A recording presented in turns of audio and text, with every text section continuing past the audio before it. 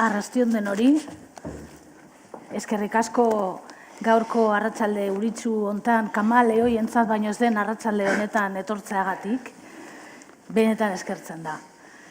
Gaur hitz egin behar dugu gauza askori buruz, eta ez dakit aurkezpenik behar duenik, seguruenez, baina aurkeztuko dizuet. Irati Jimenez, bera idazle eta kazetaria da, berriki kaleratu ditu liburu bi, saiakera bi, bat ogia eta zirkulua, Arkaitzkano zirkulua izan ziteken. Baina ogia eta zirkulua gustatzen zirkulua da. Bai, ogia eta zirkua Arkaitzkanok egindako liburu baten arira eta sakon aztertuz, eta bestea begiak zabalduko zaizkizue, Elkar argitaletxearekin, honekin irabazi zuen iaz, Euskadi Saria. 2021ari edo 22ari dagokion, 21ari, azkenengo Euskadi Saria. Eta Arkaitzkano bera idazlea da, literatura eta sormenaren txoko ia guztiak pasatuak ditu. Behar bada inteligentzia artifizialarekin zerbait egitea falta zaizu, baina denbora kontua da, besterik ez. Ni ez naiz Mikel Laboa, komiki bat oso gomendagarria kaleratu berri du, baita ere sonetoak, pozaren erdia, Susarekin, eta Loti Herrena, Zart kolektiboarekin kultura artefakto bat deituko diogu, nik uste dut egokiena dela, horrelako zerbait kaleratu du, zerbait oso interesgarria. Normalean, uzten dugu amaierako azkenengo minutuak galderak egiteko, baina pentsatu dugu, behar bada solasaldian zehar zuek ere baduzuela galderaren bat, iradokizunen bat, komentarioren bat egiteko, eta orduan ikastolan edo eskolan bezala altxatu eskua eta hitza emango dizuego iruditzen bazaizue. Eta beste barik hasi egingo gara. Hasteko gustatuko litzaidake egingo bazenute zuen iritziz euskal literaturaren egoeraren argazki bat, diagnosi bat. Irati. Arratsaldean denoi, nola begiak zabalduko zaizkizuerako gutxi gora bera edo liburuaren parterik ez dakit zabalena, baina lehenbiziko partea hain zuzen ere euskal literaturan diagnostiko bazen, han erabilitako hitzak erabiliko ditut nire ustez sistema non dagoen pixka bat esateko orduan, nik esango nuke esaten du liburuan hotz egiten duela euskal literaturan, ez? Ez gaur bakarrik, gaur hotz egiten du leku guztietan, ez da? Eta baju gaudela, suak ez daudela oso altu, ez gatoz tradizio oso luze batetik oso zabal batetik, uste duguna baino zabalagoa den arren, eta uste duguna baino edertasun gehiago nik uste kontenitzen duela, ze beti pentsatzen dugu hasten ari garela ez da horren besterako ere. Baina sormenaren suak, nik baju ikusten dituen behiak salduko zaizkizue irakurri nuenean, jatzen nuenean, ikusten nuen kritika argitaletxe bateko personatek esan zidan bezala, ni euskal kritika esan zidan, ni hasteko desiatzen. Ikusten dut narratiba gutxi gora bera beti izan dugun lekuan, ez? Izan ditugu narratiba eskolan bikain batzuk, baina oso intermitenteak, ez da, nik uste dut narratiba orokorrean berezikin novela gintza jarraitzen duela, oraindik guztiz esnatu gabe, oraindik ez dut uste dakigunik oso ondo novela bat zer den, uste dut. Betiko salbuespenekin orokorkeria dira, ez? Baina, poesian izan gara beti eta lirikan eta teatroan indartsoa novelan baino, eta ustutala jarraitzen dugula izaten, eta esango nuke orokorrean despistatuta gauza batzuk, esaldi batzuk errepikatzen, baina jakin gabe zer esaten ari garen, baina arkaitzi entzun nion esaldi bat liburuan erabiltzen dudana, bakigu literatura zer den, nik uste oso ondo ez dakigula, ez digut esplikatu eta ez dakigu, ez? Eta orduan, eta horregaitik ari garela, azken ikerketek zioten ez behintzat, irakurleak irabazi edo mantendu beharrean, gutxienez mantendu, galtzen. Eta hori esan da, gauza batzutan, ikusten dut, adibidez, usok aipatu zu ni ez naiz Mikel Laboa, eta ikusten dut adibidez, komiki gintza novela grafikoan ditu naiz duzan ilustrazioan, daukagula askotan begiratzen duguna literaturara pizkat ikusten ez dugun genero bada, lehenbiziko begira neu barne, eta hor ikusten dut adibidez maila osona. Eta nahiko nukela adibidez narratibak beretzako komiki gintzak lortu duen maila Euskal Herrian, esate baterako. Baina orokorrean, esango nuke, pizkat Euskal Herria bera bezala esango nuke, igual gehiago izatea da, bajutsu, abailduta pizka bat, eta geure buruari begiratzen diogunean, Apurra triste, ez? Oso zuak ez daude oso goi, nik esango duke. Momentu honetan literaturan sentsazioetatik edo impresioetatik hitz egitea da pixka bat, baina hori den nire sentsazioa. Gauza onak egiten dira eta interesgarriak, baina sentimendu orokorra da apur bat, eserik kasu handirik ez zaiola egiten, eta altxatzeko gogoz, baina era beran geure baitan oraindik indarri topatu gabe edo jakin gabe nora begiratu, ez? Arkaitz? Arratsalde on denoi. Ez dakit, beldurrizka bat ematen dit argazkiarenak, ze azkenean argazkiak beti argazkilaria erretratatzen du, ez? Hori, eta bestalde argazkietarako badakigu nola jarri, ez? Badakigu nola jarri behar dugun gutxi gora bera. Zu ondo ateratzen zara argazkietan esaten duzu. Bai, pronostiko guztien kontra badakigu nola jarri erdi ondo ateratzeko. Orduan, bai esan niri zerpentsa asko eman zidan iratiren diagnostikoak, ez? Egia da badaudela gauza batzuk errepikatzen ditugunak, batez ere igual hemendik kanpo gaudenean, ez? Gojoaten garenean, esaten digute nola euskal literatura, eta derrigortzen gaituzte argazki hori erakustera, eta noski nahi dugu zerbait optimista esan, eta esaten dugu gure literatura dela oso literatura txikia gaztea, baina ongi artikulatua. Nik behin formula hori topatu nuen, eta konturatzen naiz errepikatzen dudala, berdiagnostikatu gabe, esaten dute. Gure literatura da txikia gaztea, eta ongi artikulatua. Hain gaztea ze, batzuetan iruditzen bai zaizu, zure literatura baino zaharragoa zaren. Eta hori oso da literaturarentzat, baina oso txarra guretzat, modu egoista batean.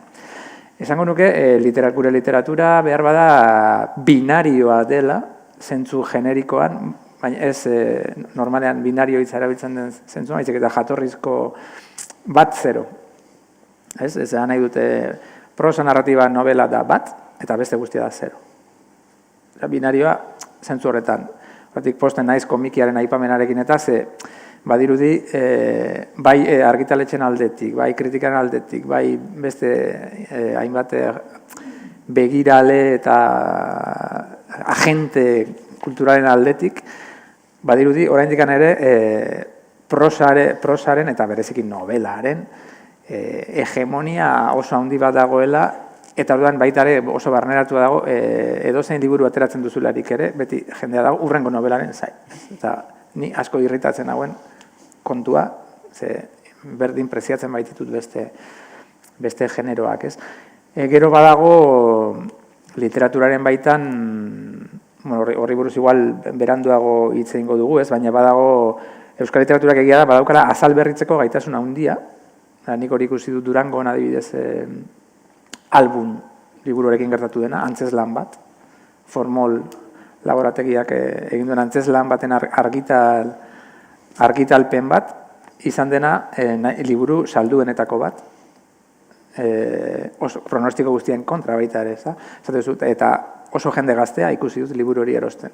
Eta orduan, identifikatzen dituzu postasun handiz, zure eskumenetik, ulermenetik kanpo dauden fenomeno gazte eta azal berritzaile etengabeak. Hori uste dut, gure literaturak baduela eta preziatzeko zerbait dela, ez? Zerbait disruptiboa bezala ikusten dute liburu horretan, non eta normalean oso antikomertziala den genero batean, antzerkian. Eta ez zait kasualitatea iruditzen jende gazte saldo batek bere burua ikusi izana horrez, 2000 urte inguruan, fiskalenago jaiotako irakurle eta idazleak konzentratzen dituen proiektuetako bat. Eta horren beste aldea da, euskal, lehen esaten duena, euskal literaturaren seniortze azkarra. Hau da, 31 urterekin zaharra zara, ja.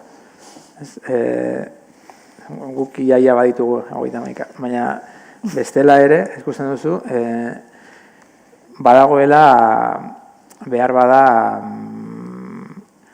ez dago euskal literaturan nola baita esateko adin batetik, daude adin ezberdinetako hainbat generazio lanean, oso argazki polita alde horretatik, ez ikustea 2000 urtean jaiotako idazleak, ez bertigoa ematen duenarekin batera poza ematen du, baina ikuste dituzunean, ja, ez dakit 50. hamarkadako idazle batzuk ere badaudela.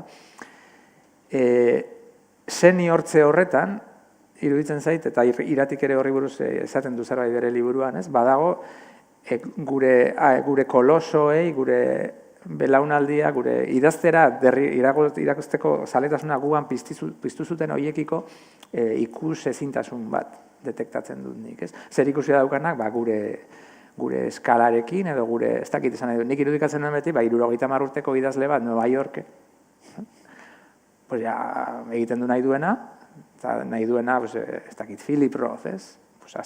Igari egin eta idatzi, nahi duzuna, gutxi asko, eta gero, astean behin, bilarrera jolastera joan klub pribatu eta elitista batera, eta hor whisky bat hartu zure beste idazle lagunekin, ez? Eta iritzia eman. Ze asko dakizu. Jende guztia jakin nahi duzure iritzia, eta zuk esan duzu, ikusiko dut ematen dizudan ala ez. Hori da senior izatea, hori da nire, ez?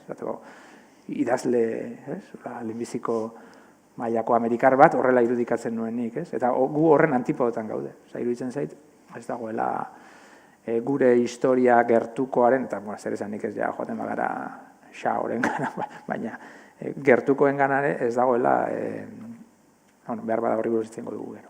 Arreta, nik uste, arreta handi bat eskaintzen dugu, niretzat adibidea, ados nago, da ETB-en zuek erakorretuko zarete, sasoi batean, segun zarinetakoak zareten, baina ETB-ek zenbat aurkezle erre dituen, ez dakit inoiz konturatu zareten, ez? Bereziki gehiago emakumeak, baina, bueno, sasoi batean persona bat agertzen da, ondo egiten du bere lana, ez? Eta agertzen da aurkezten, faltzese konzierroa, gabon kantak, gala bat, ez dakiz zerena, konkursoak, programa informatiboak ez dakiz zer, eta handik tarte batera desagertzen da betiko.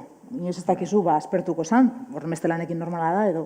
Eta guri ere ustut literaturan, hasi berri kaso handirik ez du egiten, baina tarteka entusiasmatzen gara zerbaitekin, norbaitekin edo, arreta handia eskaintzen diogu, eskatzen dizkiogu batzutan, inkluso lehen komentatu duguna, gauza absurduak inkluso egin ditzan, adibidez, gabon kanta telebistan, nire eskaini zidatena birretan, eta birretan ez esan nuen, ez bilatu interneten, ez da existitzen, eta gero abandonatu, ez? Orduan, ez dakiz zer den krudelagoa, hasi berri kaso askorik ez egitea, eta apur bat ez, harrera beroa ez egitea, edo nire ustez are krudelagoa veteranoak abandonatzea, ez? Ja ez, argaitzek esan duena, ja ez iraganekoak hil daudenak alegia, hori ere krudela, ez?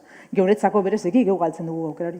Baina geure artean daudenak, ahaztu egiten ditugu. Ez daukagu memoriarik pixka bat, arrainek bezala, ez? 3 minutuko memoria edo minutu bateko edo hemen daukate, halako oso memoria laburra. Naiz eta, hori esan da zehaztu zait, nik uste dut, hemen adibidea, Euskal jendarteak, izugarri, are esango nuke, behar bada neurriz kanpo, hori posible baldin bada, miresten du eta eskaintzen dio bere arreta literaturari. Egiten dio kaso gehiagitan eskatzen diguten irustez idazle hitz egiteko, edo, en fin, ez, gainera uste konfunditzen dela idazle eta intelektual, orduan egiten izkigute galderak askotan erantzuten ez dakizkigunak, ez? Alere erantzuten ditugunak, horret daukan arrezkoarekin.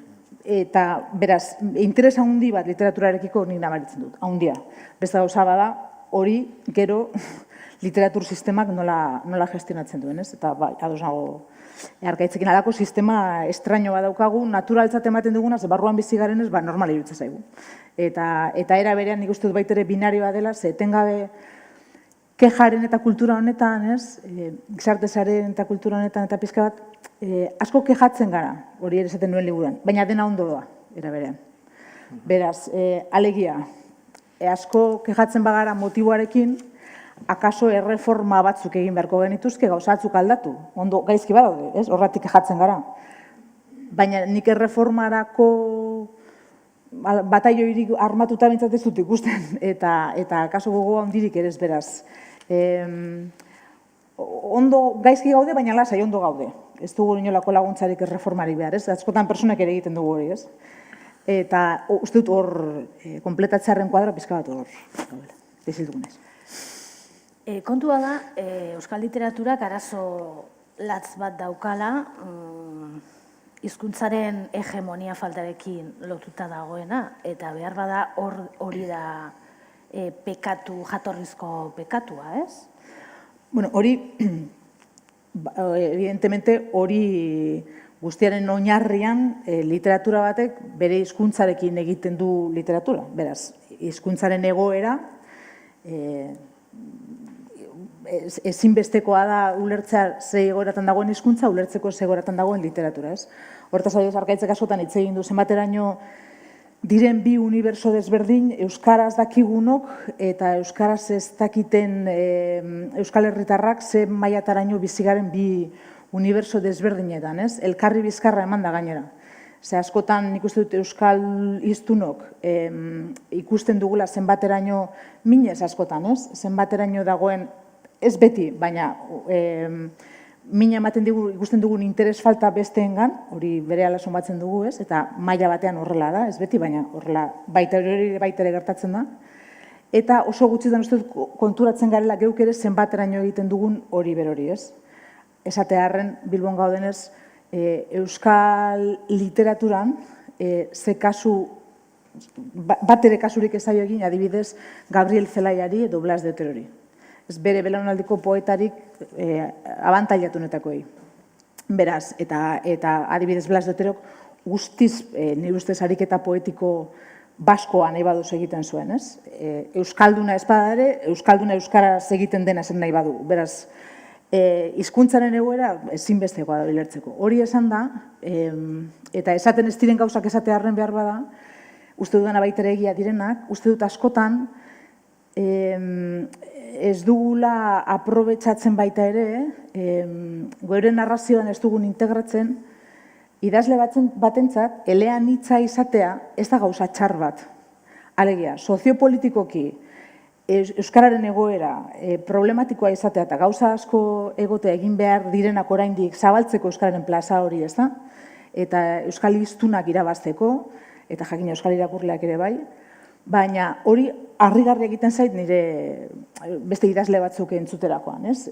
Are gehiago, konturatzen zarenen batzutan ezaiela, inkluso ezaiela interesatzen beste literatura batzuetan, hizkuntza originalean irakurri ditzaketen beste literatura batzuetan egiten dena, ez? Edo euskarazko literaturik kanpo egiten dena. Geuk uste dut egiten dugula pizka bat, euskaldunok daukagu oso joera gregario eta oso joera sektario, ez? Eta uste dut batzutan geure burua egiten dugula isolatu munduko literaturetatik gehiegi, ez? Eta ez dira hain gauza isolatuak, eta ariketa vampirikoak eta transfusio ariketak ezinbestekoa dira. Eta niretzat, abantaila bat ere bada bi aldetatik eleanitza garelako, eta baita ere, behin Kati Zagirre irakurri nion, ados nago, zenbateraino problema guztiekin izan daiteken abantaila bat, euskarazko mundu hain txikia denez, hemen, arreta maila bat lortzea adibidez zure liburuekin, zure inkluso lehenbiziko liburuekin, gauza nahiko eskuragarri bada. Lehen esan dut, kasu hondirik ez dugula egiten, baina kasu apur bat bai, alegia, bidea euskal literaturatik adibidez bizitzea, diruz bizitzea, hori norbaiten hori oso zaila da. Eta adibidez, estatu batuetan, hemen saltzen denarekin, 110. Streeteko kaleak saldu duenarekin, estatu batuetan milionarioa izango zinateke, Salinger, ez? Hemen ez. Hori desan abantaila bat baldin bada, nik ez dut uste exactamente, baina bueno. Baina eraberean, lortzea estatu batuetan adibidez, izen bat, inkluso Espainiako literaturan ikusten dudanagatik, ez, lagunekin eta zaila da, edo inkluso etxe bat topatzea publikatzeko, izan daiteke zaila, nahiz eta liburu asko publikatzen diren, eta Euskal Herrian ez. Beraz, esatearren gauzatzuk esaten ez direnak,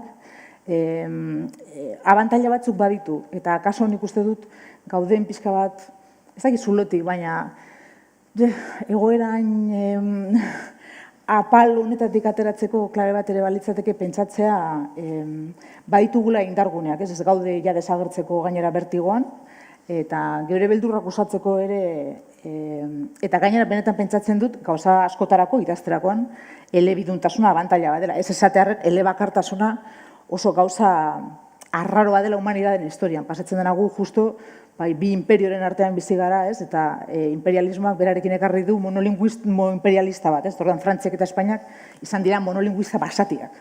Baina hori apurra basakeri bada. Eta ez da humanitateen historian gauzari normalena izan. Normalagoa da komunitate batek hizkuntza gehiago jakitea. Batzuk igual hobeto, beste batzuk ezain ondo, baina behintzat beste komunitate batzukin harremanak izateko, ze komunitate txikiagoak izan dira. Eta batzutan hor sartzen gara, eta ahaztu egiten zaigu, adibidez, nik jaiotzez jakin ditut bi hizkuntza gutxi gora bera, eta orduan Julio Cortázar bere jatorrezko hizkuntzan irakurtzea, abantaila bada, idazle batentzat, bai ala bai, ez? Beraz, hori uste dut ahaztu egiten zaigula eta hori ere importantea dela horri gogoratzen. Norberarentzako, norberarik eta arentzako, ez? Lehen esaten nuen artikulazioa hortiz joan, esateko euskal literaturaren abantaila zein da, adibidez, Gaztetxea eta Arriaga oso gertu daudela. Nahi dute, literatura hegemoniko handi batean, idazle frantses batentzat, idazle alternatibo edo kultozko edo madarikatu bat izatea edo establishmenten parte izatea oso urrun dauden bi puntu dira. Eta aldiz, literatura txiki batean gaur egon zaitezke kursalean eta bihar Gaztetxean. Orduan, hor badago, eta bai, normala da, ez dago, aldertatik ez dago klasismorik, ez dago hainbeste, ez da, eta Iratik esaten zuena, liburu bat argitaratzen duenean, teorian behintzat, eta enteratu behar duten guztiak enteratzen dira. Eta esango nuke oso zaila dela euskal literaturan, maixulan batek ez topatzea editorea. Eta Espainian eta Frantzian posible da. Posible da, bide luze horietan, ez iristea argitaletxetara, gauza mamitsuak. Hor zirrikito hortan geratzen zaiguna gure polizoi izatea da. Azkenean transatlantikoko kapitainak ez gara izango. Orduan, iruditzen zaite hor dagoela pixka bat beti izango gara remoratxo batzuk, marrazoaren baitan jarriko garenak, eta hori dagokigu guri baliatzea, besterik da nola egin hori subsidiario edo utxal edo izan gabe, baina hori behar bada gure imaginazioaren arabera ere badago, hori baliatu eta niretzako oso graziosoa da idazle bat izan alizatea euskaraz eta beste bat gaztelaniaz. Eta nola tratatu azaren hizkuntza batean eta bestean. Eta ze irakurle hurbiltzen zaizun batean eta bestean, eta badagolako eskizofrenia oso berezi bat, leku batean badaukazu konsiderazio bat, eta beste batean zara boy scout bat, orduan batean zara zaharra. Dago hor zerbait divertidoa ere, polizoi izate horretan, pixkate impostore izatea transatlantikoan. Azkenean gure txalupa txikia da, orduan gure txalupa txikian goaz, baina edo igo behar dugu transatlantikora polizonte bezala. Hori ere da beste galdera bat, ez? Etxepareren kasuan, Etxepareren politikan. Etxeparek zer egin behar du. Baliatu transatlantiko horiek, posible da, Cervantesekin eta aliantzak egin, edo bere txalupatxoa, nik ez daukat erantzunik. Egia da, konparatzen dugun bitartean gure burua Frantziako edo Espainiako literaturekin, edo esan da, espainolezko eta frantsesezko literaturekin, asko handiagoa dira, espainolak ez dakit 7 milioi hiztun edo ditu munduan, ez? Gure ahaztu egiten zaigu, lengua amerikanoa dela. Hori egiten dugun bitartean beti txikiak izango gara, esan nahi dut. Naiz eta euki loraldi izugarri bat, 300 urte irauten dituena, hala ere izango gara oso literatura txiki bat, ez? Eta orduan, baina ondoan izango bagenitu, pentsatzen dut, gure tamainako beste herri batzuk, izango genuke haien antzekoagoa den literatura tamainaz, ez? Ez dakit literatura tamainaz eren horretza bezkat arraroa. Baina hori egiten dugun bitartean egia da, geure buruari kalte egiten ari garela, ez du zentzu handirik hori egitea. Eta gainera, herri bakoitzak edo komunidade bakoitzak sortzen du modu bateko literatura. Baina badituela bere abantailak, esan nahi dut, desabantailazko egoera batek ere bai. Behar desabantailatik handiena, hizkuntzara hurbiltzen, hizkuntzarekin erotuta gaudela, ez? Eta orduan, ensimismatuta hizkuntzarekin. Eta askotan ahaztu egiten zaigula, euskal literaturaren tresna euskara dela, baina euskara baino gehiago dela euskal literatura, euskararekin egiten den gauza bada literatura, ez? Orduan batzutan berezikin pentsatzen dute askotan euskaldun berrietan pentsatzen dudanen, euskalduntzen ari direnetan. Ulertzen dut, behin inork esan didana, beldurra handi batekin esertzen dira euskaraz idaztera. Eta zuzentasunari eman diogun garrantziarekin eta nola euskaltzaindiak oraindik ez digun entregatu bukatutako euskara bat, ordua bada, baina ez du egin. Orduan, ez daukagu koine oraindik fijo bat, gezurra dirudien arren, Arantzazutik 50 urtera, eta orduan batzutan beldurrarekin esertzen gara idaztera, ez? Eta gero etortzen dira gainera, Jon Alonsok esan duena, barredorekin zuzentzaileak, gure liburuak batzutan hiperzuzentzera inkluso, batzutan zuzentzaile didan errespetu guztiarekin, zen ni zuzentzaile gabe Ez nuke nahi nire buruak argitaratzean nik idazten dituan gizan, alegia. Hori bai iruditzen problemat idazleentzako, zurruntasun hori beldurra hartzea hizkuntzari, ez? Idazleak hizkuntzari beldurra hartzen baldin badio, urduri esertzen baldin idazten, zurrun badago gorputza idazterakoan, hori problema da. Nik hori mai gaineratu, ez dugu mai gainera gotan nahi nuen, ez? Ez ote den frustrazioaren iturburua konparatzea gurea bezalako literatura bat, gure inguruko literatura haundi bi gehi anglosasoiarekin, haundiagoa den hirugarren batekin, ez? Esan nahi dut, ez ote diogun neurri batean trampak egiten gure buruari. Gure liga beste bat izan. Inevitable ere bada, ez, gure hizkuntza den heinean, eta alegia, ez da egin beharreten gabe, ez da sanoa, baina inevitablea da. Gaur goizean izan naiz hitza baten kopia ateratzen. Eta hor zain nintzela ikusi dut panfletillo bat, eta ikusi dut Francisco de Quevedo, eta nire artean, guau. Osea, da sarraila enpresa bat. Eta jartzen duen, no vive, el que no vive seguro. Francisco de Quevedo. Eta guau, tia. Eta gehatu naiz flipatuta, ze poderioa, ez? Hau da, ez dut imaginatzen hau, ez dakit... Mirena Gurmea bere esaldi batekin. Eta esan dut... Etxepare persianak. Adibidez, ez? Etxeparea, erabat itxutuko dizu. Etxepare persianak. Bueno, ez dakit... Eta esan duen ere artean, klaro, gure arazoa da sinesgarritasun bikoitz bat. Gure sinesgarritasunaren lorpena da ariketa bikoitza. Batetik sinesgarri egin behar dugu edozein idazleek bezala gure historia, gure novela, gure komikia, gure poema, baina gero sinesgarri egin behar dugu novela batean demagun, irakurleak gaztelaniaz gertatzen ari dela badakien realidade bat euskaraz. Ze normalean, hori tesi baterako gai bada. Euskal literaturako novela guztietan euskeraz mintzo diren personaje guzti horietako zenbat dira berez euskaldunak realidade soziologikoan. Ez dakit, norbaitek egin dezala, ariketa, baina hor ikusten da, guk egin behar dugu ariketa bikoitz hori, eta irakurleak ere ariketa bikoitz hori egin behar du. Orduan, ja, dira ariketa... Euskarazko novela batean guardia zibilak agertzen direnean adibidez ezketan. Hori da kaso paradigmatiko honetako bat, ez? Orduan, klaro,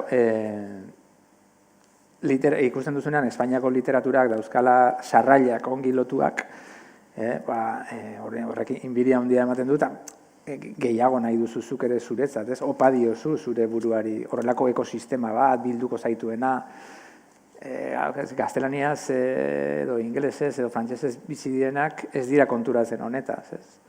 Osea, nola literaturatik kanpoko esparru batean referentzia literario bat topatzeak daukan indarra, edo helmena, irismena, guk hori ez daukagu.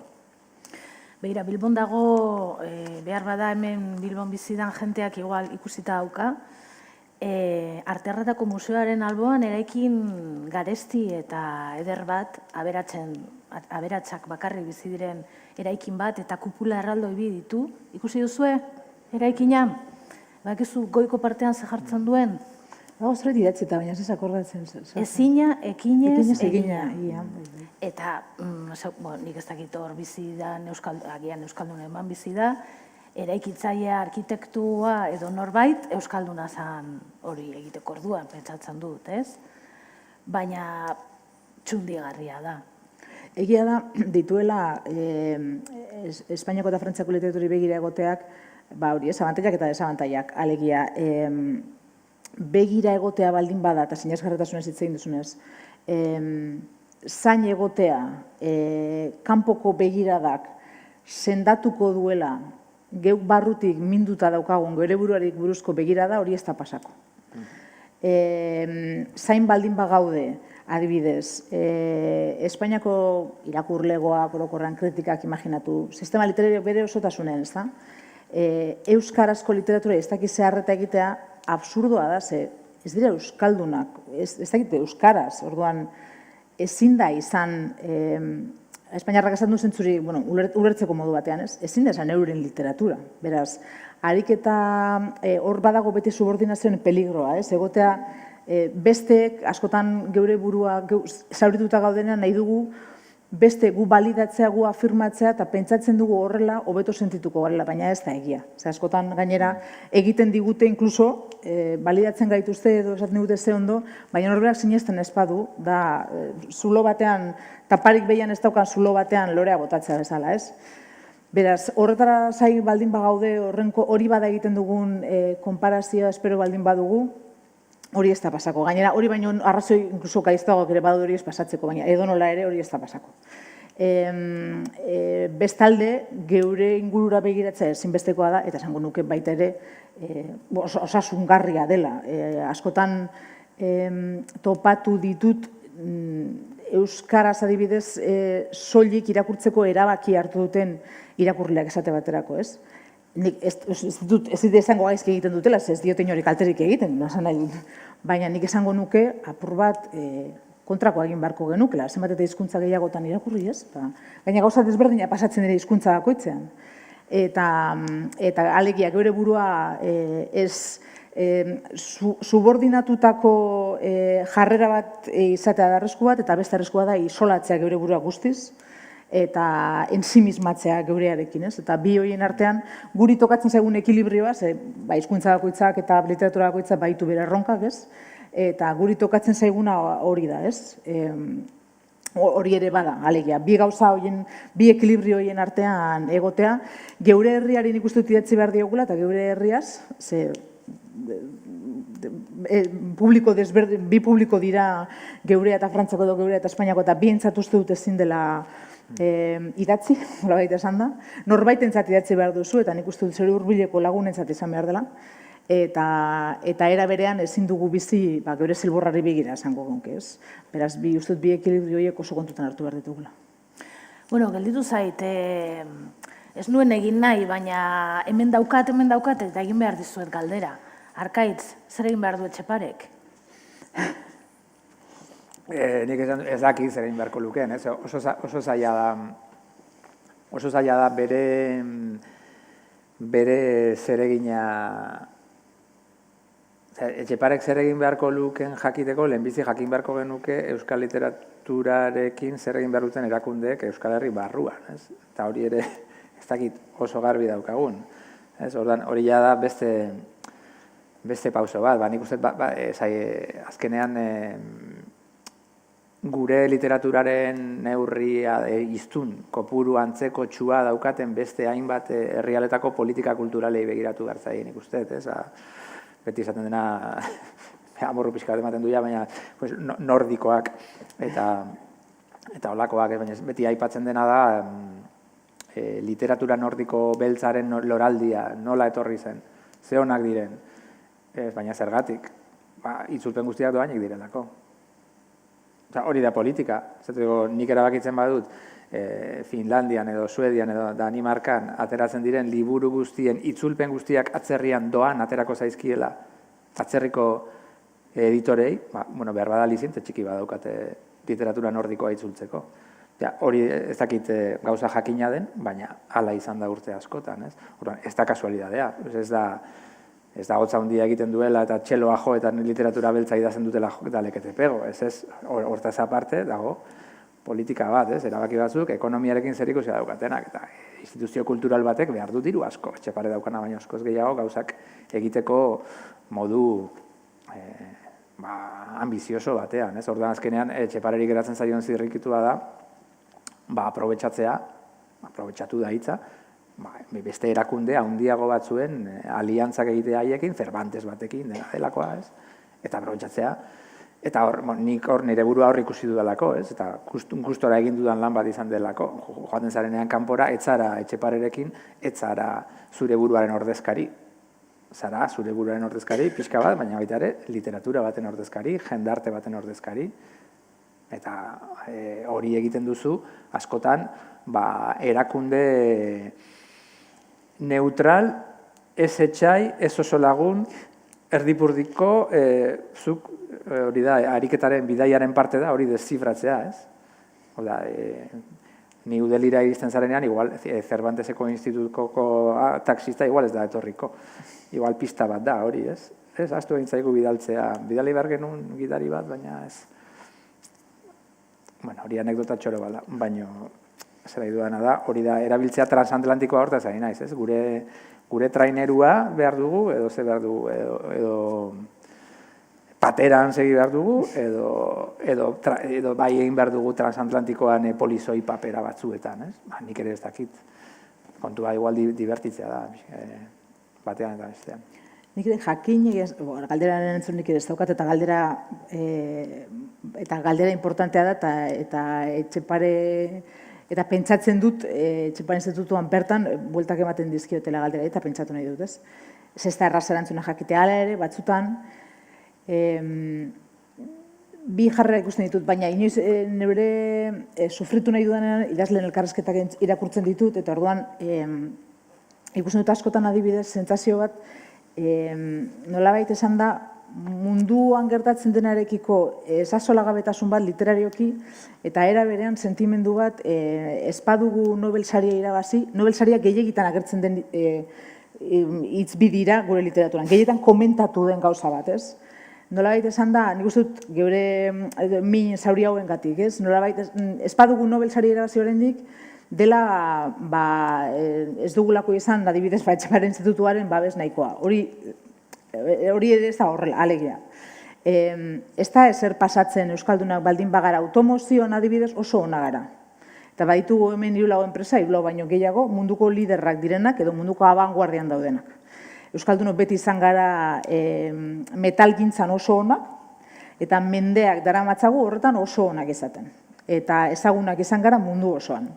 Labe garaia baino lehenago ere, holak genituen, eta izan gara errementariak, idazleak baino askoz lehenago, idatzizko idazlea baino lehenago, ez?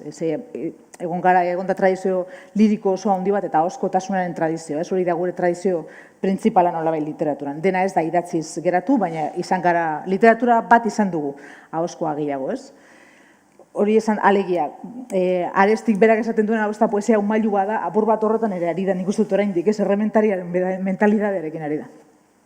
Ez da ezer pasatzen ez baldin bagara literaturan, ez baldin baditugu egiten munduan arrakasta izateko moduko artefakto literario hainbat, ez? Ez da hori literatura baten meritua, nik uste dut neurtzeko, desde luego rankingan ez nuke lehenbiziko jarriko, alegia. Ariketa literario bat izan daiteke bere herriarentzat eta bere komunitate linguistikoarentzat eta bikaina eta bere komunitateak absorbitu hori eta hor ikusi bere burua eta inkluso gizaldietan iraun, poesia naiz, narratiba naiz dana delakoa, eta munduarentzat ez oso importantea esan dezagun. Ze igual da ariketa bat hitz egiten diona bere herriari bere herriaz, eta batzutan horrek dauka unibertsalidade bat, misterioa gertatzen dago. Almodobarren pelikula batean personaje batek esaten duen bezala, yo no sé qué les verán a mis películas en Islandia, ez? Eta gertatu daiteke halako fenomeno batzuk, ez? Baina misterioa da. Unibertsalidadea zergaitik irabazten duten lan batzuk, ez? Naiz eta oso lokalak izan, batzutan zerikusia du jakina imperialismo kulturalarekin ere, ez jakina. Baina ez soilik. Eta ez da hori ere neurria. Horregatik iruditzen zait, are zailago erantzutea zer egin beharko lukeen Etxeparek, ze benetan ez dakit. Baina ez da hori, akordatu behar gara eskala hori neurria, eta guk arraroa litzateke gure euska aditzak bere batasuna lortu zuenetik, menderdia pasatu denean gutxi gora bera, eukitza literatura bat, Nobel sarietara begira egotea normala dena, ez daukagu literatura hori. Ez daukagu automozioan daukaguna literaturan. Eta ez dut uste behar dugunik ere hori euki, eta ez da pasatzen ez. Eta kanpoko validazio horren zain ez du egon behar uste dut. Beraz, Etxeparek zer egin behar duen ez dakit, baina barrura begira argaitzek esan du, ez? Importanteagoa da barrura begira zer egin behar dugun. Hori esan da, desde luego, nik ere esango nuke, nordikoek edo katalanek egin izan duten guztia kopiatuko bagenu, orain egiten ari gara, baina hobeto. Biblioteka nazional bat izango bagenu, hobeto. Irakurketa gidak izango bagenitu, hobeto. Irakurketa planak izango bagenitu, hobeto. Geure artean tratu emango bagenio elkarri, hobeto. Arbasoi tratu ona emango bagenio, pentsatu beharrean euskal literaturan iragan guztia abadeak izan direla, eta beraz ez duela merezi irakurtza, hobeto. Hori guztia, ez? Baina uste dut, oraindik barruan horraiti dela zaila eta kaldera hori, ez? Eta ilustratiboa. Ze barruan egiteko asko daukagu, kanpora ezer horrela esportazio kultura bat sustatu baino lehen, ez? Edo arrakastatxoa bentsat. Bueno, gaurkotasunarekin lotuta dagoelako galdetu nahi dizuet, ez dakit jarraitu duzuen Espainiako gobernuak esan du, bueno, garatzen ari da aspaldian artistaren estatutua, oraindik kaleratu ez dena, eta ez dakit noiz kaleratuko dan, kaleratuko baldin bada, eta horrek eragina dauka hegoaldeko idazleengan, ze iparraldeko idazleek badute intermitentzia deitzen, bueno, eta artistek orokorrean badute, intermitentzia deitzen den gauza bat, hegoaldeko artista asko, iparraldera bizitzera eramaten dituztenak, besteak beste. Ez dakit irakurri duzuen zerbait kaleratu berri denaren inguruan, langabezia izango dela, nola baiteko langabezia ez dakit zenbat egun, bueno, intermitentziaren antzeko gauza bat, baina laitagoa. Egidanik dakidean ez, iparraldean gauzak administratiboki, ez dut gaia ikertu nahi izan da, baina kontatu diatenek esan diata administratibotik gauzak asko zarrazagoa direla alde guztietatik, norberak naiz argitaletxe bat azteko, naiz beste edo zertarako ez. Horren desamenta iruditzait iparraldean bizi behar dela, baina hortik arago egia esan,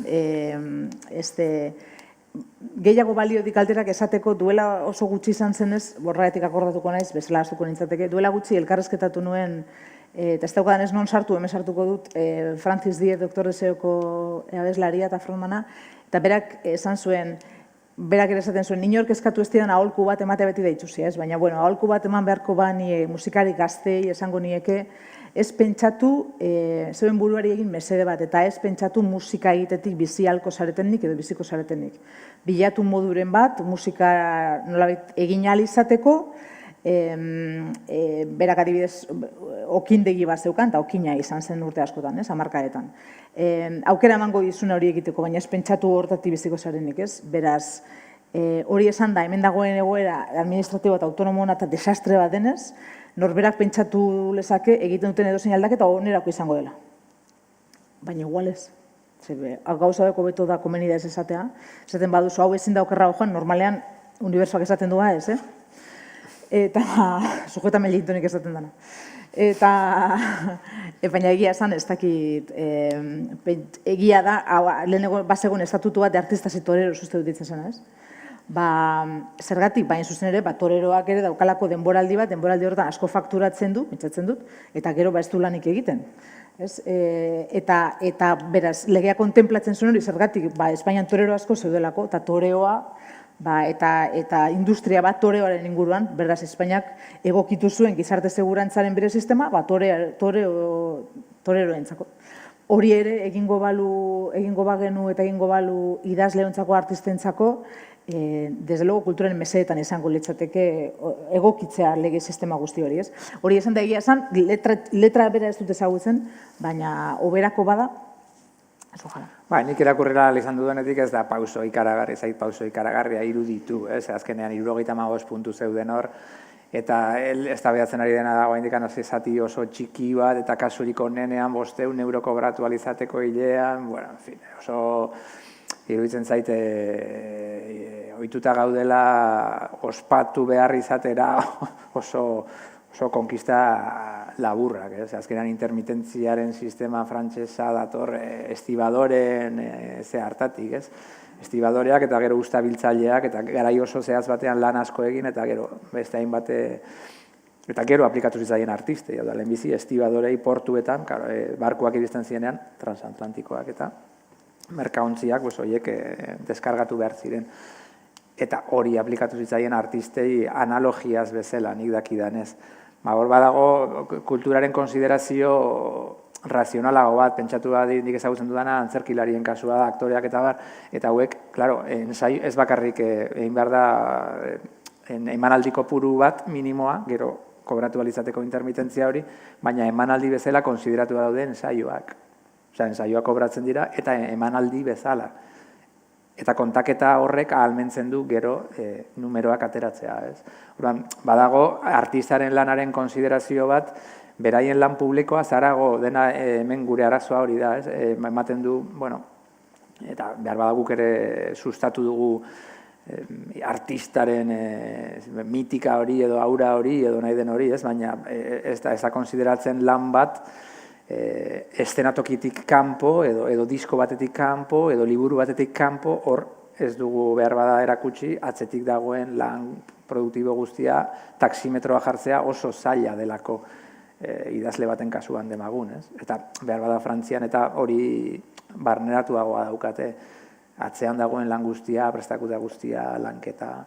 Hemen aldetik dago dignifikazio bat, artista konsiderazio bat hori hor lan bat egiteko zera beran daukagu mitifikatuta eta ez oso aitortua, bi gauzak, legez eta beste balde batetik nik personalki aitortu behar dut artistaren konsiderazio legala izateare pizka bat arraro edute zaidala, esan nahi dut. Artista sektoreros hortan zera ganberrada bat dirudi, artista sektoreros. Oraindik ere hemen artistak badaukan niretzat, nik uste dut artesaua garela izatekotan, eta jazta, eta batzuk hortik ateratzen dira artistak. Hori ere misterio batengatik. Eta sortea baldin badaukaten nola baita, eta lan egiten badute horretarako. Eta gero dago artistaren beste parte hori, nire etxean nola baita izan da artistie da apur bat azala oso horra daukana edo, lortzen duena egitea berak nahi duena, ia, tiene un pedir que parece un dar, esaten dana. Hau da, artistie. Pizkat arraro egiten zaitu, artistaren konsiderazioa pentsatu dudan, ez du pentsatu, baina orain arkaitzen zuterako neure burua artistatzat konsideratzea onartuko nuke legez nola baita esan da aurrera pauso bat balitz, baina aitortuko du neure baitan pentsatuko nukela. Agian artista barik jarri behar da, edo bultzatu behar da sortzailearen... Igual da síndrome del impostor esaten dana, baina bai. Sortzailea hitzaz hitz egiten hasi behar gara. Izenen bat jarri behar zaio hori egia da, bai. Sortzaileak. Zuek krisia izan duzu inoiz sortzaile gisa? Bai, bueno, segun zerbitzen zaion krisia horretan ere, baina bai, alegia mitifikatu gabe zer, eta batzutan, bueno, norberak bere lanetan eta gauzetan oztopokin egiten du topa, eta norberak egin beharko luken, horretan uste dut oso txilida zalea garela mentalidadez, egiten ez dakiena, egin beharko lukenez, borduan oztopoa topatzen ditu, ze bestela ez du grazia hundirik egite, errepikatzen egongo litzateke dagoenek badakien gauza bat, eta ez da egin daiteken, ze, karo, proiektu bakoitza gaina desberdina da, eskatzen dizu horretan pentsatzea, beraz, oztopoak eta halako gauzak bai, eta momentu batean, eta momentu batzuetan mingarriak esango nuke, oso... Ez da, ematen du, eta bizitzan momentu konkretu batzuetan, neure literaturarekin zerikusirik ez daukaten gauzek ere eragiten diote literaturari asko, guztiz. Eta beraz, momentu batzuetan, nolabait, ura zegoen lekuan, gertatzen da ez dagoela urik, ez dagoela zertaz idatzi edo zerbait pasatzen da hor, askotan ez dakizuna zer den eta idaztea blokeatzen duena. Nik horitzen ditut bizitzan eralako bi momentu desberdinak, bereziki askotan institutuko ikaslei esaten diet haien urte adina nuenean, nik idatzi dut umetarik, umetan denok idazten dugu eta marrastuta dena, baina bueno. Eta hor sentitzen nuen idazteko nola behar moduko bat, baina esan produktiboa behar hori.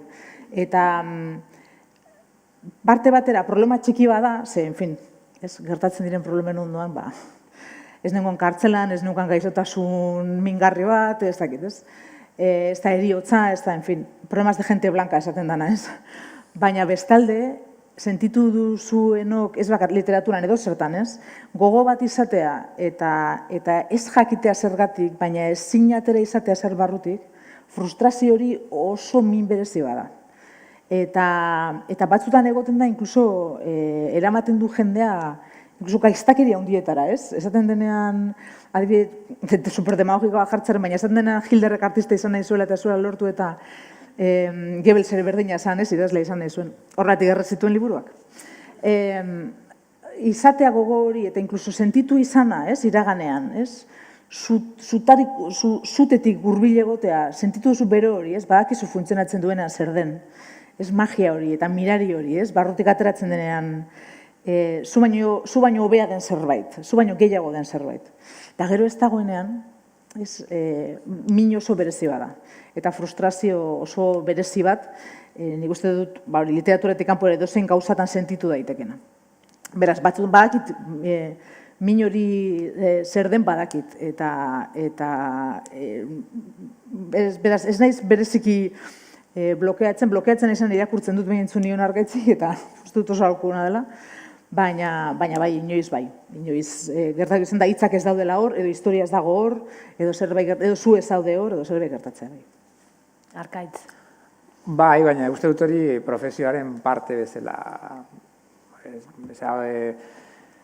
Badukazu zerbait kajoian funtzionatzen ez duen, bota behar izan duzu zaborren zira, bai, eskuetatik erortzen zaizkizu zuk zera horrek behin idazitakoak, bai, decepzionatu zara zure kolegaren batekin inoiz, bai, decepzionatu zara zure buruarekin, txek, bai, hori azkenean da urrengo, idazten ari zaren urrengo historiaren gasolina bera da, ez da zailtasunik gabe eta, bueno, ondo frakasatzea da kontua. Frakasatzen, ondo nartzea. Beketek esaten zuen, edo nork esaten zuen, ez da. Frakasa mejor. Hobeto frakasatzeko urrengoan, ez da. Argaitzen literaturan ondo frakasatzea gai oso importante bada. Bueno, gustatuko litzaidake hitz egitea kritikari buruz. Hau da, herri akritiko batean ze leku du kritikak? Nik ez dut, herri akritiko bat garen, oinaztarrak eta ganboarrak ere bagara, ez daukagu kritika ona hori guztiz ados akritikoa hori baldin bada, ez? Azteko nik uste dut, pentsatzen dugu, esaten dugu kritika, ez? Eta kritikatu hitzak, adiera bat baino gehiago daukan, ez eta igual adiera berberaren matizak diren, ez? Baina askotan esaten dugunean, ya estás criticando, todo el día criticando, esan nahi dugu gauza txarrak esaten, gauza negatiboak esaten.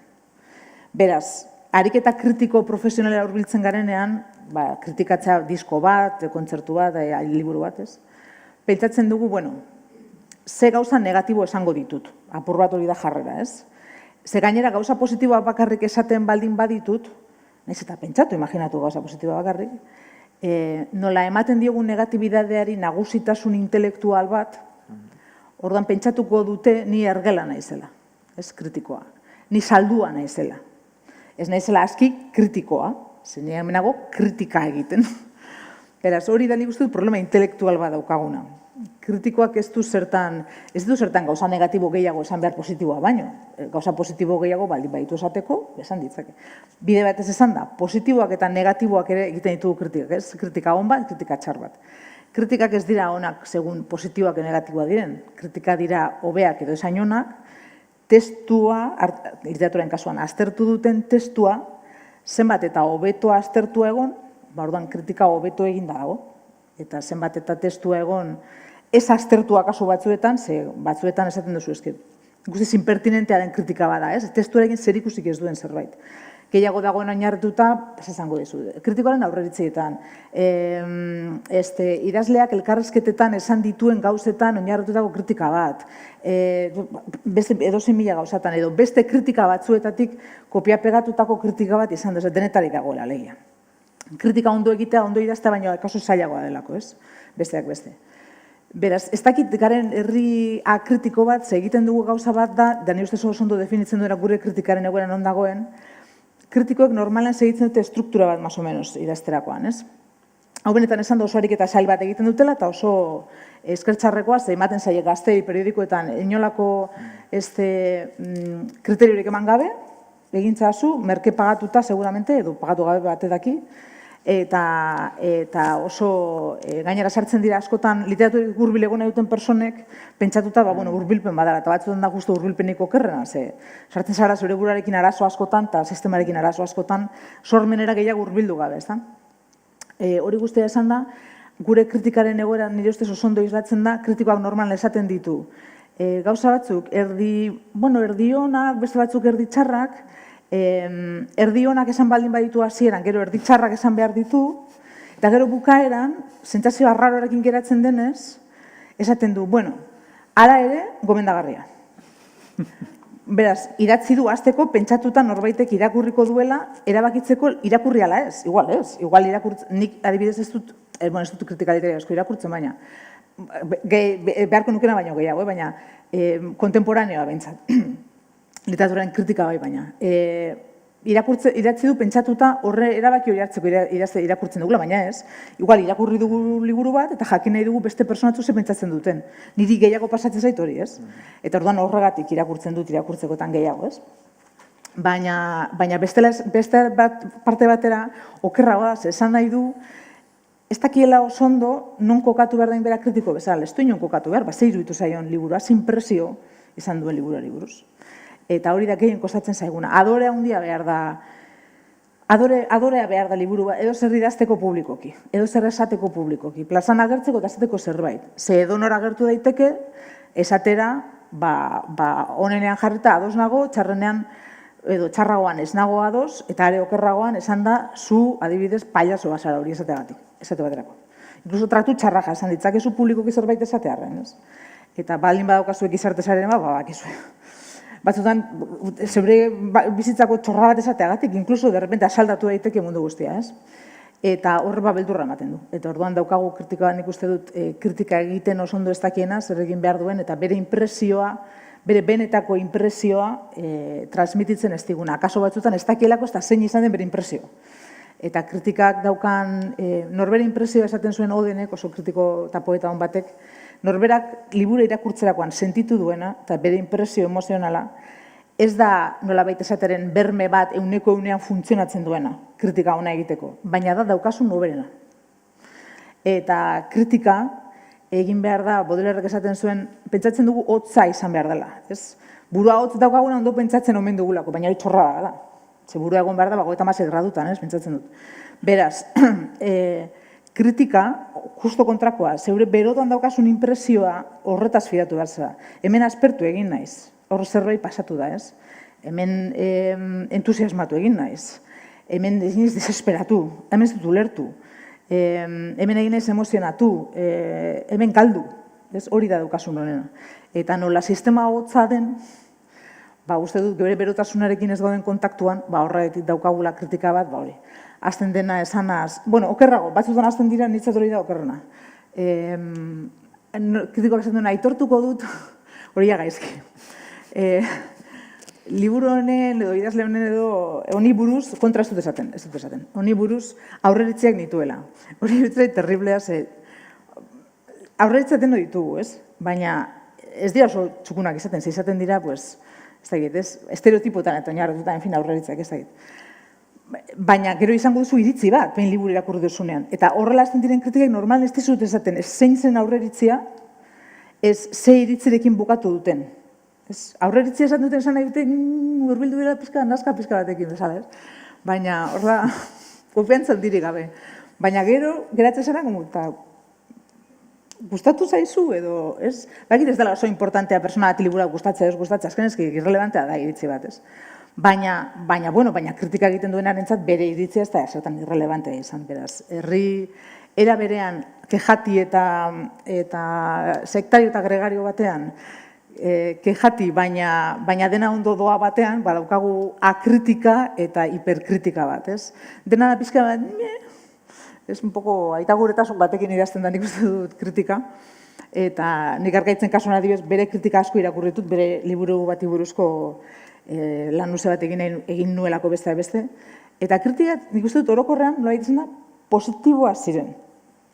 Hori esan da, gauza batzu ziren, horiek badira positiboak ez dira negatiboetatik hain desberdinak, esan nahi dut, zegoen askotan nire ustez aitaguretasun oso arraro bat, zenire amatzan idazten liburuak 20 urte, eta oraindik zan apur bat de, no lo pierdan de vista, ez? Hasta joven promesa. Tu idatzi zen nuen elako ez dakiz bat urte zen amatzan argitaratzen, baina 20 urte igual bai, ez? eta probat kritikoaren jarrera zan interesgarria, ez, idazle hau. Beraz, halako kritika daukago, eta nik uste dut ispilu horretan begiratu behar dugula, ez kritikoen kontra egiteko, baizik eta ikusteko bizkan non gauden. Fikziorako beti tentatu nagoen gai bada kritikarena, ez dut eskartatzen. Nire ametsa da... Kritikari buruzko liburu bat. Nire ametsa da idazteak kritikaz osatutako liburu bat, existitzen ez den liburu bat iburuzkoa. Hori aspalditi daukat. Liburua kontatu kritiken bitartez, onak, txarrak, eta pixkanaka ari narratiboa desbelatzen joango litzateke kritikari bakoitzak kontatuko lukeelako zerbait. Egia da oso, gai korapilotxoa da, niri amorro ematen didana esan dutenean, hau ez da Irati Jimenezen libururik onena. Eta zein da? Hori da, zein da. Inoiz ez dute esaten zein den. Joaten zera bere aurreko kritiketara, eta ia esan duen, ez du esan. Badago... Ipuin liburuetan egiten dute, egiten da askotan gauza bat, ipuin denak ez zaizkit berdin gustatu. Ez dute esaten zein gustatu zein gehiago edo gutxiago, Eta gero esaten dutenen berdin gustatu ni beti pentsatzen dut. Zer da ipuin guztia berdin gustatzea? Osea, ipuin bakoitza gustatu, imaginatu gustatu zaizkizula denak, liburu. 7 ipuin zeuden, eta denak gustatu zaizkizu. Denak irakurri dituzu oso gustora eta liburu asko gustatu zaizu. Inkluso kasu horretan, ez zaizkizu berdin gustatu. Gustatu zaizkizu bakoitza bere manerara, ez bere erara, osea, ez dakit nola esan, ez? Baina bereziki behin lagun bati esan nion, eta esan zian, no va a decir cuáles? Batzuk gehiago gustatu zaizki, esan baten bat, ez da munduko beste, esan, nik uste gehiago asmatzen duela adibidez, onantza doanean, eta gutxeago asmatzen duela adibidez, ipuinak luzeagoa direnen galdu egiten dela, edo ipuinak direnen tipo, jo que se, ez? Fantastikora doanean hobeto idazten duela, edo alrebez, edo zerbait, ez? Baina kritikoak berak kokilduta idazten duela askotan, insisto, espadaki literatura zer den, kritikare gutxiago. Eta ni neuk irakurriko nuke Larkaitzen liburua kritikari buruzko. Hor badago gauza batera, idazlearen eta kritikariaren arteko harremana oso asimetrikoa da, ez? Hau da, nik gehiago ikasten dut beste idazleei egin dizkieten kritiketatik, nire liburuei egin dizkieten kritiketatik baino gehienetan. Zergatik, beste idazlei egiten zaizkien kritiketan distantzia berean gaudelako kritikaria eta ni. Baina nik idatzi dudan liburu baten gainean kritikari batek munduko honenak ere egindako kritika baten kasuan distantzia eta asimetria haina handia da oso zaila baita hor zerbait zentzuzkoa atzematea. Badago zerbait oso kritikari fin-fina izan behar du benetan esateko, arrazoia duka edo ikasten ari nahi zerbait. Oso deprimentea da, kritika txar bat bezain, kritika hon bat zure ustez arrazoi okerrengatik, esatezunean. Hori gustatu bat zaizu, nahiago nuen ez gustatu izana. Ze benetan, aipatzen dituelako gauza batzuk zurezat interesantenteak direnak edo zirenak hain importante. Bai, eta batzutan, eta alderantziz ere esango nuke, kritikoak zenbat eta gehiago idatzi, batzutan larre evidentea da, zenbat eta gehiago idatzi, pentsatuta idazleak irakurriko duela edo idazlea buruan izan da, kritika horrek gehiago hipotekatzen du egiten duen kritika.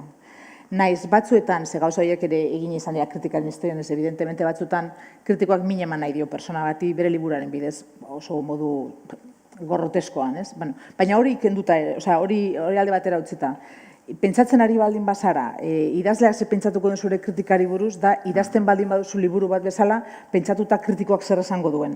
Hori desastre bi dira, ez? Elkarrekin oso kompatibleak izan daitezkenak. Baina hori egiten baduzu, akabo idazlearen ariketa interferentziaz betetzen da, eta oso zaila bihurtzen da idaztea, ze idazlearen ariketaren parte batera interferentzia guztiek kanpoan ustea, ez? Eta idaztea zuk irakurri nahiko zenukien liburua.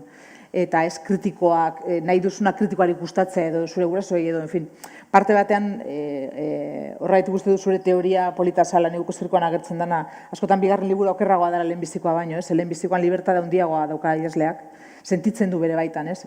Ez beti baina, eta bigarrenean ja, inkluso adibidez arrakasta izan duenean, batzutan bereziki arrakasta izan duena lehenbizikoarekin, nahi du, orduan ja zerbait dauka galtzeko, ez? Eta ja hotxak sartu zaizkio barruan honek izan zuena besteak, ez? Eta askotan zailagoa izaten da horiek guztiak kanpoan ustea eta konzentratzea, zure baitara begiratzea, ez da? Beraz, kritikoak ere idazlea baldin badauka, ez luki idazlearentzako idatzi behar kritika, eta idazleok ere respetatu, ikasi behar dugu respetatzen libertade kritikoa, naiz eta batzutan esan da dauden gauzak ez diren oso, inkluso ez diren oso errespetagarriak, ez? Ez daukagula kritikatzeko eskubidea, zen nik neuk egin esan dut, baina hor ere espazio bat utzi behar diogu eta oso zaila da, idazleak kritikoarekin daukan harremana oso zaila. Bide batez esan da kritika denok egiten dugu, ez da bakarrik kritika profesionala. Idazle batek egin behar du irakurri, kritikatu eta idatzi, esan nahi dut. Bere liburuak ebaluatzen ikasi behar dut, askotan, eta hobe du bere liburuak ebaluatzen ikastea.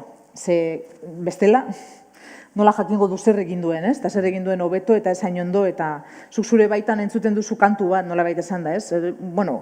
Nire amaren adibidea da beti jartzen dudana, baina guk guztiok barrutik oso ondo kantatzen dugu, ez?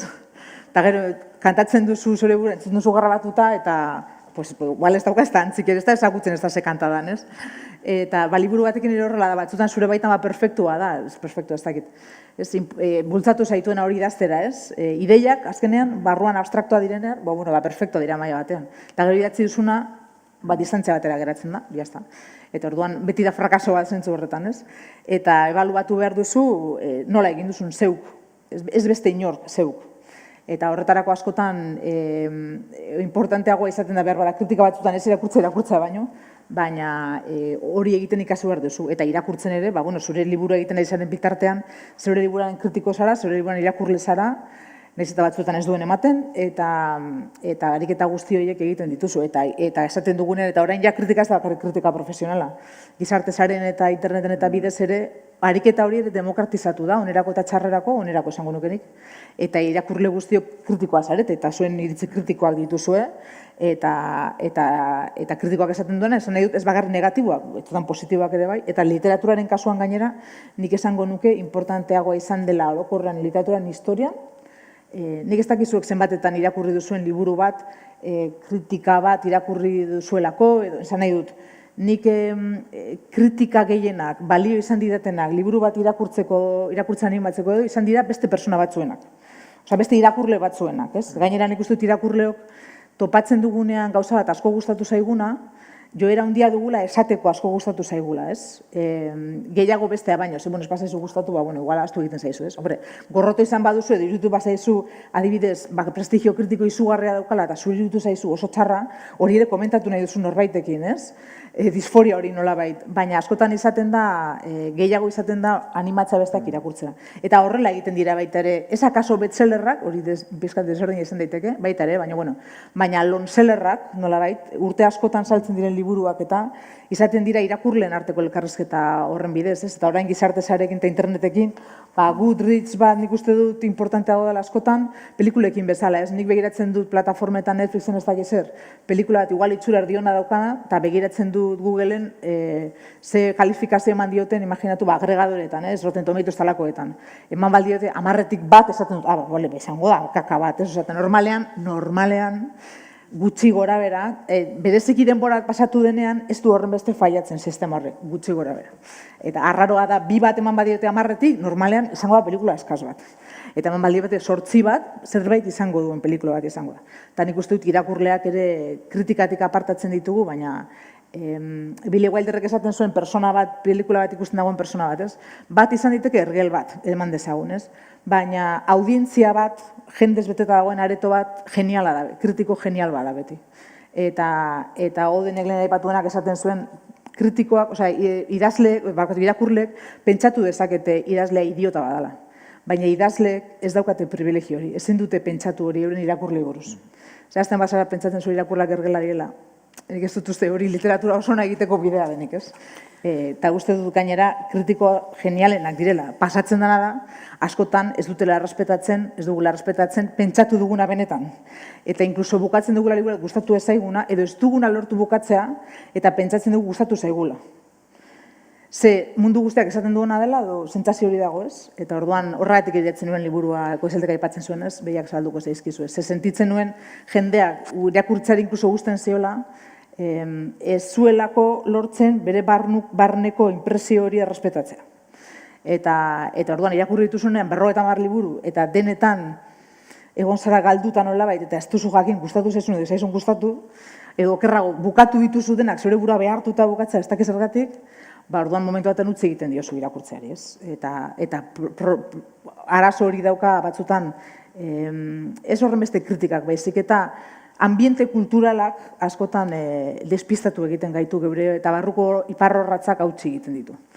Eta egin behar da norbait soberanotasun ariketa bat, ez? Eta zeure burua ahaldundu, ez zait hitza gustatzen, baina ahaldundu, enpoderatu, jakiteko benetan gustatu zaizun edo zaizun gustatu liburua, ez? Horretan ere kanpoko zaratak utzi behar dira. Eta, desde luego, ez errudun sentitu liburu bat usteagatik, eta edo ez errudun sentitu gustatzen zaizulako, ez dakit, bestsellerrak, edo jainkoa daki hori zer den, edo gustatzen zaizulako novelak irakurri batek esan zidan.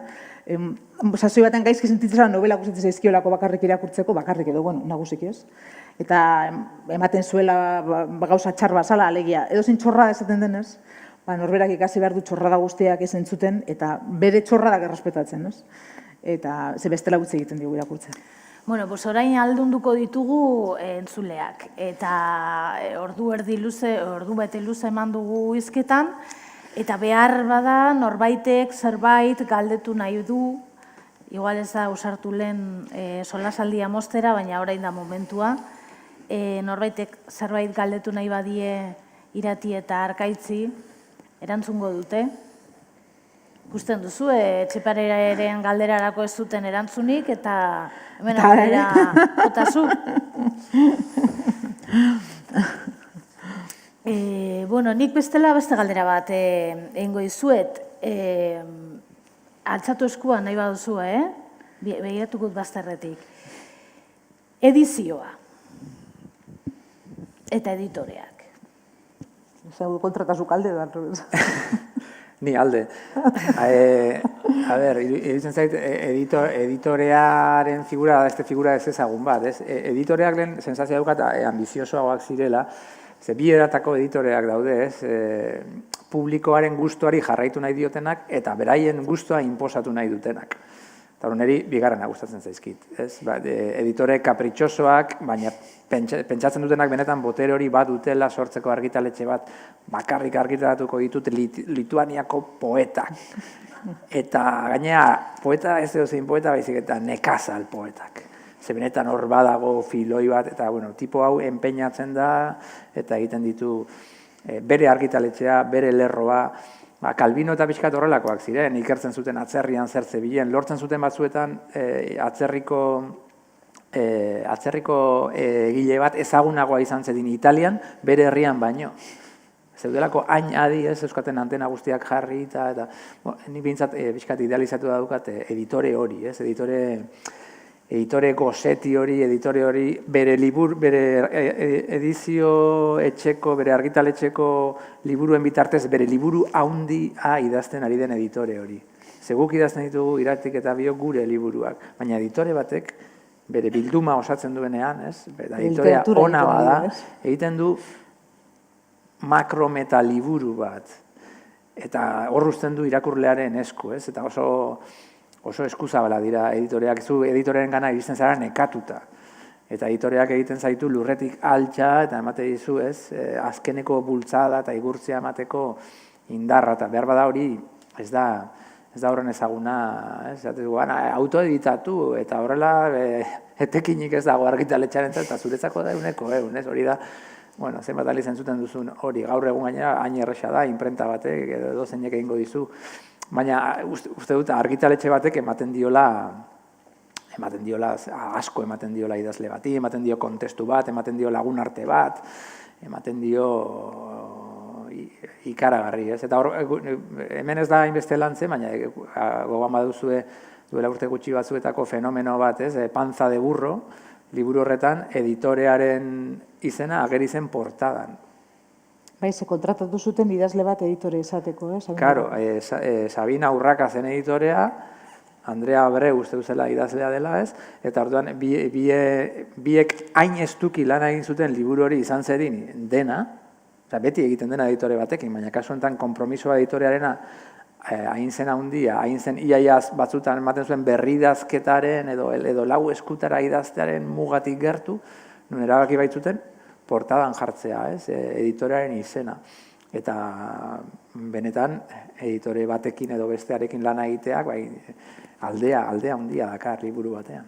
Oso zaila da editore ona izatea, oso zaila da, ez daukagu tradizioan, nik uste dut Euskararen kasuan gaina gertatu zaigu, Euskarain egoera berezian dagoenez eta askotan editoreak joera dago bihurtzeko tamalez zuzentzaile, ez? Euskara, hizkuntza zuzendu beharra izatea ariketa oso handia denez, gure literaturan handiegia tamalez, berduan ahaztu egiten zaigu hori dala gutxieneko editore batek egin beharko lukeena, ez? Ezinbestekoa, baina gutxienekoa. Alegia, editore bat liburuaren, beste gauza batzuen artean, liburuaren, izan daiteke inkluso sustatzailea edo liburuaren proposamena egiten duena, en fin, ez? Baina liburuaren lehen irakurlea, irakurle profesional bat maila batean laguntzen dizuna ikusten kanpotik zer idatzi duzun, ez? Eta zuk entzuteko benetan zaren kantatzen, ez? Eta ez zure baitan zaren kantatzen bakarrik. Eta lankidetza hori zenbat eta hobea izan oso zaila da ondo lortzea nolabait esan da elkar ulertze sakon bat denbora bat eta eskatzen du, ez? Eta bien aldetiko gogoa horretarako. Ze egia esateko editoreak eta idazleak dira momentu batean liburuaren argitaratu gabe dagoenean arrazoi egoistak dituzten bakarrak liburu hori nahi izateko izatea alik eta liburuko onena. Hori, ez eta askotan egoten da, ni editore baten ondoan bizi izan naizen ez urte askotan, nire harridurarako ikusi dut, askotan erresistentzia handia baita idazleen partetik gauzak aldatzeko, ezta? Eta zenbat eta borondate gehiago izan entzuteko, editoreak esaten dizuna, esan nahi duko lankidetzarako zabala irekiago zaudela, eta liburuak ez dira egiten hau argaitzen milaliz esan izan du, ez? Ez dira egiten bakardade, eta desde luego ez dira egiten bakardade mistiko batean. Osea, zure zirriborra idatzi igual bai, ez du zertan idatzi dezakezu jendearekin askotan konpartituz eta kapitulo bakoitzan edo lagun bati bidaliz, bere hitza entzuteko nahi duzun bezala idatzi daiteke liburu bat, ez? Baina askotan hori egia da, lehenbiziko zirriborra bakardade handi batean egiten da. Baina gero zirriborro horretatik publikatzeraino bide luze bat dago eta egon beharko litzateke, idazleok askotan aitortzen ez duguna, askotan inbiziblea dena, eta zenbat eta bide hori, aberatsago izan, jende gehiago hor literaturaz dakiena eta zeure alde dagoen, alik eta libururik onena egiteko hobeto. Nik ere figura horien artean nolabait imprenta bat baino ez den editorial bat, hori oso gauza triste bada. Horretarako imprentara eroan eta jazta, imprimatu, ez? Editore hon batek, idazle hon bat egitea zaila da, baina editore hon bat egitea hori oso zaila da. Ze gainera, idazlekin tratatu behar du. Eta hori izan dezun Raymond Chandlerrek, ni batekin ja desesperatuko nintzateke imaginatu astero bat, ez? Oso gauza vulnerable batekin ere egiten da literatura eta ez da erraza. Jendetasun handi bat euki behar da, ez zuen Mikel Nirekotekideak eta editore txalapartako editore zen 13 urtetan, eta esan du jendetasun handia behar da, gauzak esaten jakin behar da, ez bakarrik ikusten liburuan, ez? Eta jakiten horrekin ari zaren hitz egiten, eta ze borondate daukan besteak lan egiteko, zenbat ez daukan, eta asko jakin behar da jendeaz, konbeni da jakitea. Ez du zertan, baina konbeni da asko jakitea jendeaz, eta asko jakitea literaturaz. Eta beraz, Hemingwayk esaten zuena betetzen da, ondo idazteko esaten zuen berak, asko jakin behar da bizitzaz, asko jakin behar da idazteaz. Eta bi gauza horiek ikasteak denbora asko eramaten du, horregatik ez da hain erraza idazle hon bat egitea.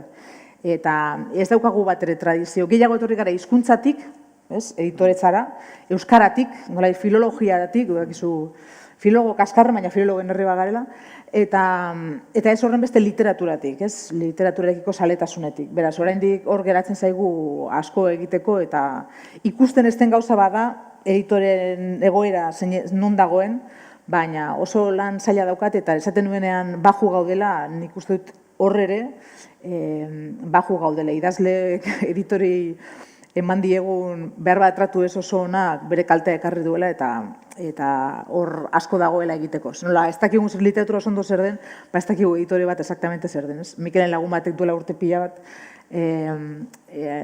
Baskari batean behin esan zean bezala bere maitasun guztiarekin, nolait, konfiantzaz, baseukan nori galdetu eta Mikeli galdetzak guztu beldurra ematen ziola dolotxa eta esan zidan.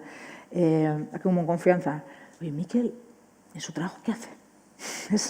Editore hori zer da, ez? Eta, beraz, lanbide ez ezagun bat, gustatzen zaionarentzat ni pentsatzen dut apasionantea, baina oso zaila. Kritikoa izatea zaila esan dut, eta editorea izatea oso zaila. Eta balioa handikoa. Akaso gehiago bizibilizatu beharko genuke, ez? Zuk esaten zenuen, behar bada pelikuletan dituzten kredito luze horiek igual liburuetan ere egon beharko liratekeela, ez? Eta zuzentzaileek eta itzultzaile duten garrantziaz gero eta gehiago egiten dugu berba, eta bai ondo, ez? Garrantzia daukatelako, jakina. Baina editoreak jarraitzen dute izaten alako ente invisible arraro bat, ez? Eta liburu honen atzean normalean edizio lan on badago. Idazlea bere bakarra den batzutan egiten dituzte gauza miragarriak, eta beste batzutan kontrakoa. Baina, editore on bat topatzen baldin baduzu, Shakespearek lagunei buruz esaten zuela, agárralo con cadenas y no lo dejes escapar, ez? Oso gauza balio handiko gauza dago. Bueno, azken aukera, Bestela azken galdera nik egingo dut. Ez que hain ondo erantzun dugu. Bueno, amaituko dugu gaurkotasunarekin lotutako beste albiste batekin. Azken egunotan irakurri dut, seguruan zuek ere bai irakurri duzue, inteligentzia artifiziala delako agertuko da eta gauza miresgarriak egingo ditu, tartean egingo ditu poemak, egingo ditu novelak, egingo ditu abestiak, zer egingo dute sortzaile humanoek? Irati? Nik uste dut, artea ez dakigu zer den, baina humanidaden espresioa da. Beraz, inteligentzia artifiziala zen duen graziosoa, ze, karo, ez dakit inteligentzia organikoa existitzen duten exactamente zer denez, baina, egin izango aldituzte gauza seguramente harrigarrek eta harrituko gaituztena, maila batean, bien, teknologikoki.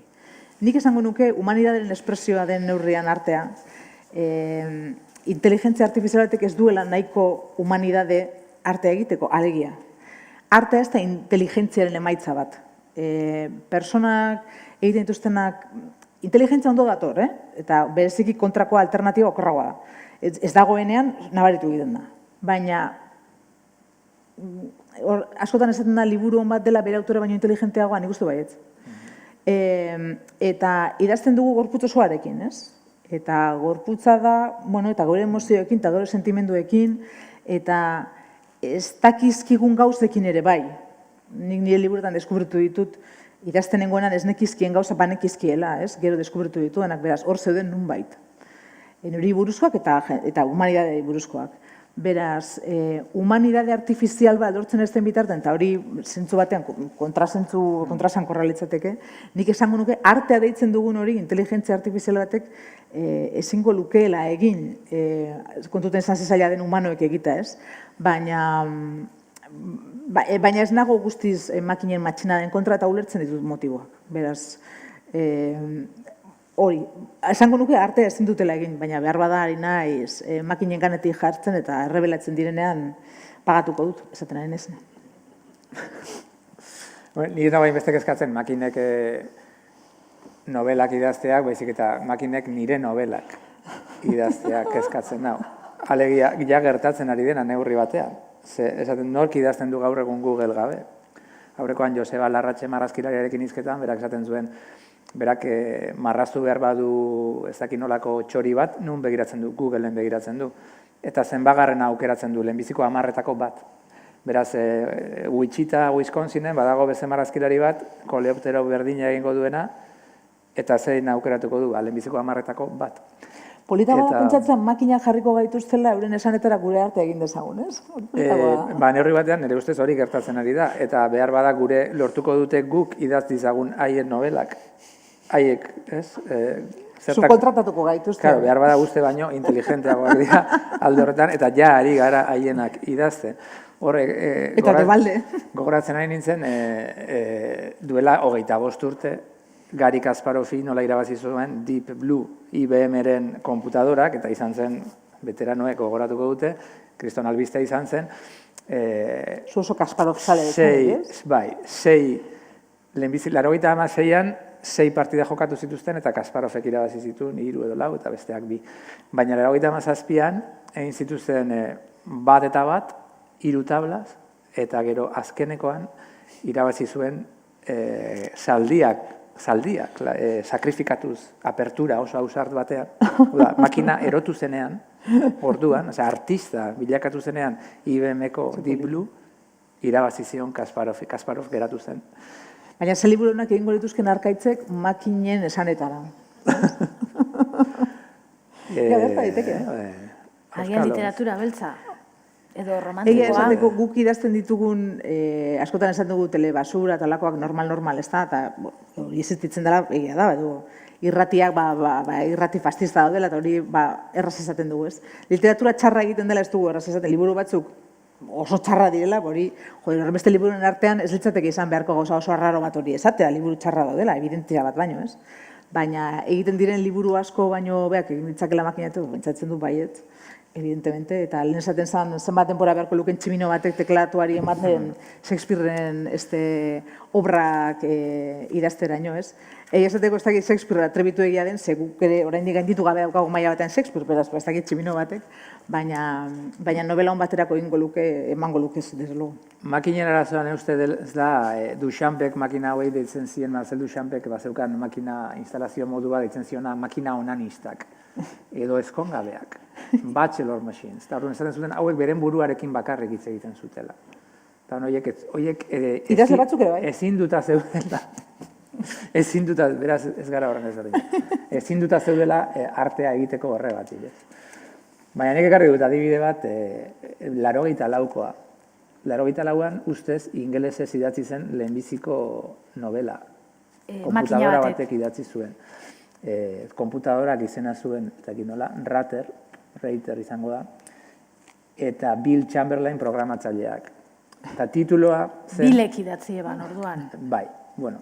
Tituloa zen Polizia agentearen bizarra erdizka eraikia dago. Droga, zerbait. Oso da, izta. Eta honek pasarte batek esaten zuen. Psikiatra sumindu saldo bat, harakin nekatu bat kitzikatzen ari da. Harakina nekatuta dago eta unatuta, haragia eta txuletak eta arkumea mozten egon delako ordu eta aste askotan. Sugestiboa ba, bintzat, ez? Bueno. Hau da, ikusten da, pauta batzuk zeuzkala, baina bere imperfekzio horretan dadaiztagoak ziren ikusten programazioak erdizka egiten zituztena. Google Translator ere oso ona da. Oso ona da. Orduan, asko zera interesgarriagoa zen, eskasa zenean. Esainona zenean, ez? Bai, sortzen zidelako asoziazio oso zoroak eta... Bueno, Cervantesek esaten du Quijoten, bueno, personaje batek esaten du Quijoten, ya no hay tontería que no se haga pasar por licencia poética, beraz, zergatik ez du balioko horrek makinentzako ere. Bueno, listo, atertu gara ordu terdiz, eta orain berrirore kaleratera behar zarete, seguruen euria egongo da, edo lurra agian. Beraz, eskerrik asko tortzagatik, eta hurrengo batera arte.